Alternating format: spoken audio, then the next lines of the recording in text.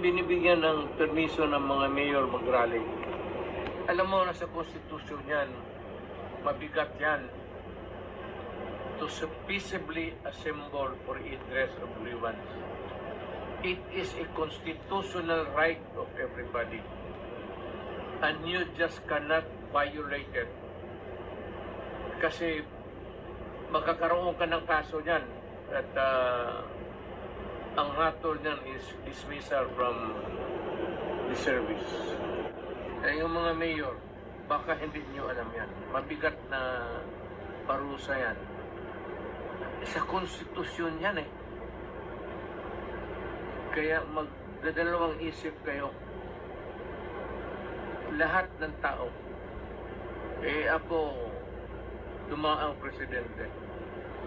Hindi ko ginawa yan sa buhay ko.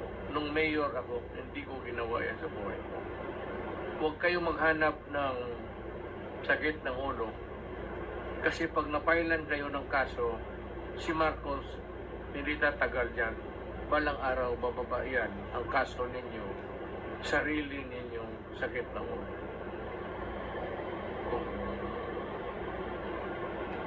It's up to you. It's up to you. Bahala kayo. Makinig kayo, okay. Pag hindi, okay rin. Pero, consequence ng ginagawa ninyo, Alright, magandang gabi sa inyong lahat mga idol. Welcome sa ating The Vloggers. So magandang gabi sa inyong lahat. Ngayong gabi ay pag-usapan natin ang kaganapan dyan sa bansang Pilipinas. Lalong-lalo na mga idol sa mga die-hard supporters ng DDS at iba pang mga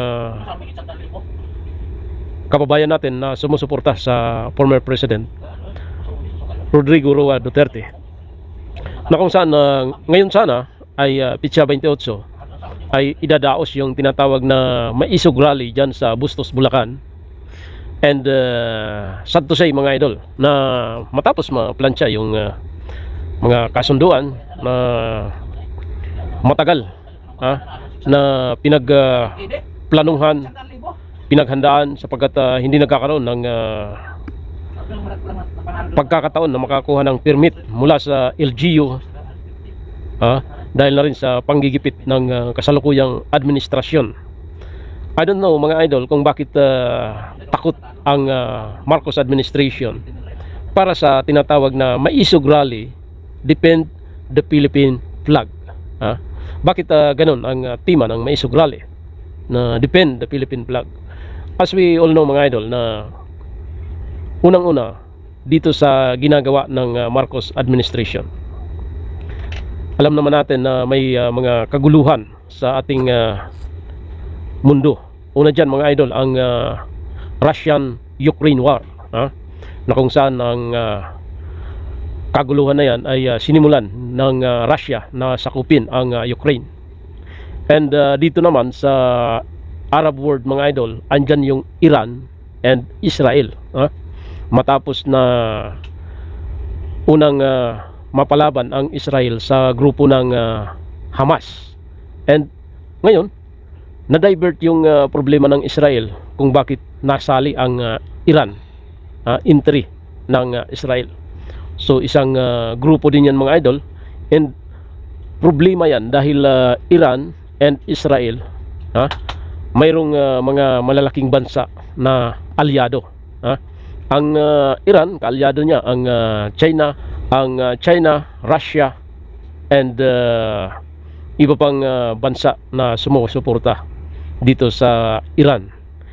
And ang Israel naman mga idol, nakaback up dyan ang Amerika, ang France, at iba pang allied nation na sumusuporta sa Israel. Sa Pilipinas, ang problema sa West Philippine Sea, kung saan binabantayan din yan ng international media, sa international arena mga idol, conflict between China, ang aktor dyan mga idol, Pilipinas. Kaya ang ating former president ay gumagawa ng hakbang upang ma-educate ang taong bayan sa mga nangyayari sa bansang Pilipinas. Kaya't una niyang sinimulan ang maisog rally dyan sa Davao and napunta sa Cebu, then balik sa Davao sa Tagum. Sad to say na nasuspindi ang gobernador dyan sa Davao del Norte, mga idol. Ngayon naka-schedule yung rally sana dito sa Bulacan, sa Bustos, Bulacan, but hinarang.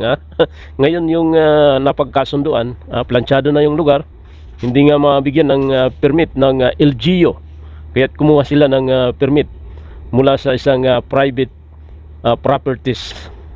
And akala ng grupo ay ayos na, pero ito yung nangyari, mga idol. Hinaras na naman ang grupo ng maisog na dapat sana ay patapos na yung rally. Maisog rally defend the Philippine flag. Kaya naman hindi maiwasang hindi magsalita ng ating former president para sa mga LGU official, gobernador, congressman, mayor. Nakakalimutan na ata nila yung batas ng ating bansa. So pakinggan natin yung paglilinaw ng ating former president at paalala na rin sa mga LGU official na itong ginagawa ng maisog rally is only to educate the Filipino people about sa nangyayari sa gobyerno ni Marcos Jr. Pero bakit natatakot sila sa ginagawang maisog rally na kung saan dapat sana ay nasimulan dito sa Bustos, Bulacan? So pakinggan natin yung kanyang mensahe at paalala na rin sa mga elected official na tumututol sa kanilang ginagawang maisog rally na dapat ay hindi hinaharas ng isang elected official, sapagkat ito'y karapatan ng sambayanang Pilipino, karapatan ng isang mamamayang Pilipino na mag-attend sa tinatawag na peaceful assembly. Nakasad po yan sa ating saligang batas, ang Philippine Constitution natin. Kaya't lagi nating tandaan, if you are elected official, you are subject na pwede kang kasuhan ng sinuman sa iyong paghadlang sa tinatawag na peaceful assembly ng mga taong nais magpahiwatig, maglahad ng kanilang saloobin sa malayang pamamahayag sa bansang Pilipinas. Kaya nga tayo tinatawag na democratic government. So anyone have an access to express your feeling to the government that we had today. Pakinggan natin, mga idol, yung paliwanag ng ating former president. May kinalaman dito sa pagkakaudlot ng maisog rally dyan sa Bustos, Bulacan, na kung saan ayon sa mga organizer, may tumawag dito sa may-ari ng lote, itong private properties, na wag pumayag na gamitin ang kanilang property para sa idaraos na maisog rally. Kaya't pakinggan natin. Medyo disappointed ang ating presidente, but hindi naman nagpahalata. Pero sabi nga niya, may mga consequence na pwedeng kaharapin ang sinumang elected official na patuloy na tumututol at hinaharas ang kanilang layunin na tinatawag na maisog rally, to educate, to express kung ano yung kanilang nakikita at saloobin. Kung ikaw ay dismayado sa patakbo ng isang gobyerno, may karapatan kang sumigaw sa lansangan. So ito, mga idol, binibigyan ng permiso ng mga mayor mag-rally. Alam mo na sa konstitusyon yan, mabigat yan, to peaceably assemble for redress of grievance. It is a constitutional right of everybody, and you just cannot violate it. Kasi magkakaroon ka ng kaso niyan at ang hatol niyan is dismissal from the service. Binibigyan ng permiso ng mga mayor mag-rally.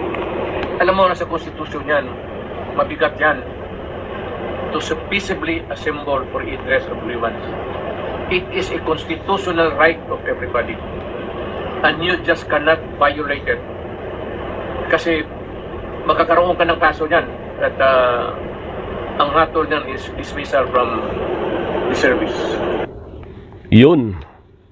Pwede kang sampahan ng kaso at alam natin na may mga previous cases na nangyari niyan mga idol. At sinampahan ng kaso yung mga nag-oppose na elected official at nasintensyahan ng dismissal. So sabi nga, wag tayong masyadong garapal sa ating posisyon at wag tayong masyadong magpakasipsip sa administrasyon.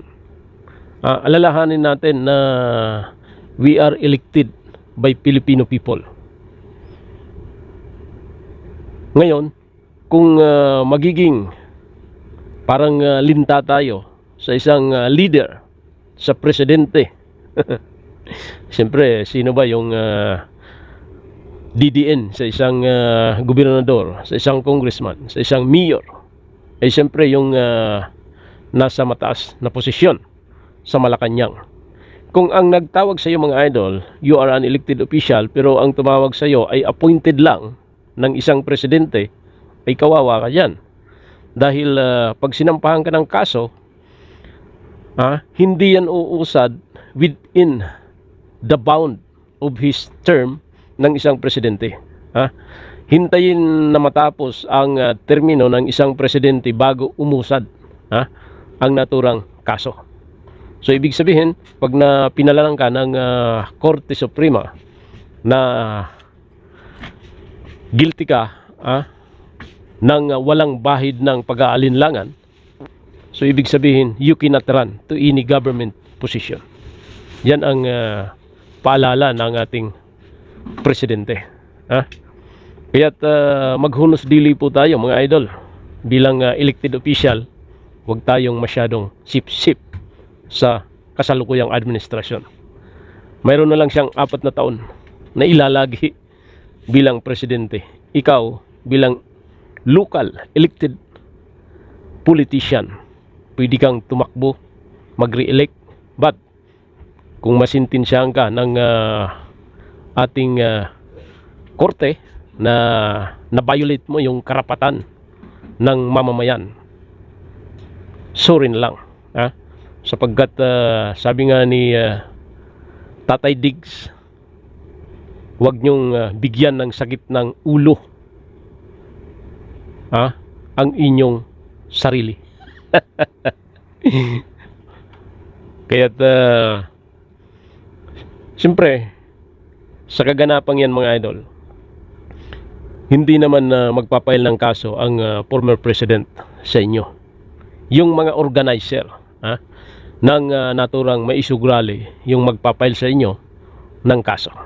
So, tuloy natin. Yung mga mayor, baka hindi nyo alam yan. Mabigat na parusa yan. Sa konstitusyon yan Kaya magdadalawang isip kayo. Lahat ng tao. Ako, dumaang presidente. Hindi ko ginawa yan sa buhay ko. Nung mayor ako, hindi ko ginawa yan sa buhay ko. Huwag kayong maghanap ng sakit ng ulo. Kasi pag napailan kayo ng kaso, si Marcos, hindi tatagal dyan. Balang araw, bababa yan ang kaso ninyo, sarili ninyong sakit ng ulo. It's up to you. It's up to you. Bahala kayo. Makinig kayo, okay. Pag hindi, okay rin. Pero, consequence ng ginagawa ninyo, yung mga mayor, baka hindi nyo alam yan. Mabigat na parusa yan. Sa konstitusyon yan Kaya magdadalawang isip kayo. Lahat ng tao. Ako, dumaang presidente. Hindi ko ginawa yan sa buhay ko. Nung mayor ako, hindi ko ginawa yan sa buhay ko. Huwag kayong maghanap ng sakit ng ulo. Kasi pag napailan kayo ng kaso, si Marcos, hindi tatagal dyan. Balang araw, bababa yan ang kaso ninyo, sarili ninyong sakit ng ulo. It's up to you. It's up to you. Bahala kayo. Makinig kayo, okay. Pag hindi, okay rin. Pero, consequence ng ginagawa ninyo, So yan, mabigat ang consequence sa ginagawa nyo. Alam nyo, itong ating former president, kumbaga sa laro, sa chess, hindi nyo magugulangan sa bawat sulong niya. And alam naman natin ang laro ng politika ng Duterte. Wither lang yan. Makikita natin this coming election. Kaya yung mga naghihintay ng may isug rally dyan sa bansang Pilipinas at yung mga DDS na nag-aabang, so malungkot sila ngayon mga idol, dahil na politika yung maisug rally na dapat sana ay dinaraos ngayong araw dyan sa Bustos, Bulacan. Pero walang nangyari, hinarangan ng truck, biglang nagbago yung kaisipan ng may-ari ng lote. Sinisisi pa ng kanyang abogado kung bakit pumapasok sa isang kontrata na hindi niya alam. Nakakatawa nga mga idol eh. Kaya nga kumuha ng abogado yung may-ari ng property para mayroon siyang legal consultant. Ngayon, siya pa yung sinirmonan ng abogado. Baliktad talaga yung mundo sa Pilipinas. So yan mga idol ang ating nakakalungkot na kita at kaganapan dyan sa ating bansang tinubuan. So sabi nga, lahat ng panahon ay umiikot lang yung mga idol. Maring araw mo ngayon, araw nila bukas, at beyond. So tuloy lang. Kami naman bilang mga OFW nakikinig lang sa nangyayari. Sa nangyayaring kaganapan sa bansang tinubuan. Pero kami nalulungkot sapagkat yung pataas ng pataas yung cost of living ng mga Pilipino sa ating bansa ay malungkot na balita po yun para sa amin. Sapagkat maraming Pilipino ang naghihirap sa kasulukuyan dahil sa walang magandang sistema, walang magandang programa ang kasalukuyang administrasyon sa pamamalakad ni Marcos Jr.